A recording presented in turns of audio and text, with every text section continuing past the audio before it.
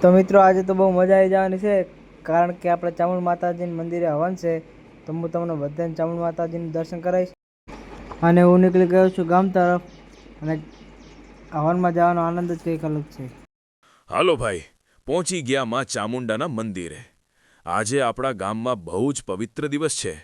જુઓ તો જરા, બધી બહેનો ભક્તિમાં લીન થઈને બેઠી છે. મંત્રોચ્ચાર સાથે આખું વાતાવરણ એકદમ શાંત અને પવિત્ર બની ગયું છે. જાય છે.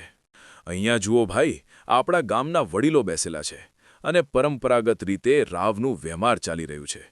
આવું દૃશ્ય હવે ધીમે ધીમે ઓછું થતું જાય છે, પણ આપણા ગામમાં હજી પણ આ પરંપરા જીવંત છે. એ જ ગર્વની વાત છે. વડીલોનો અનુભવ અને તેમની વાતોમાં એક અલગ જ વજન હોય છે ભાઈ. આ બધું જોઈને સમજાય કે આપણું સંસ્કાર કેટલું મજબૂત છે. આવો જોડાણ જ ગામને સાચે એક પરિવાર બનાવે છે. હવે જમણવાર ચાલુ થઈ ગયો છે ભાઈ, અને જુઓ આપણા ભાઈઓ કેવી મસ્ત રીતે સેવા કરી રહ્યા છે. પોતે ઊભા રહીને બધાને પ્રેમથી પીરસે છે. આવો ભાવ જ ગામની સાચી ઓળખ છે. સાથે બેસીને જમવાની મજા જ કંઈક અલગ હોય છે ભાઈ. અરે ભાઈ જુઓ તો જરા, મંદિરની અંદર દેશી ઢોલ વાગે છે ને બધી ઓરતો મસ્ત રમે છે. આવો આનંદ અને ઊર્જા હોય ને તો દિલ ખુશ થઈ જાય ભાઈ. જય મા ચામુંડા.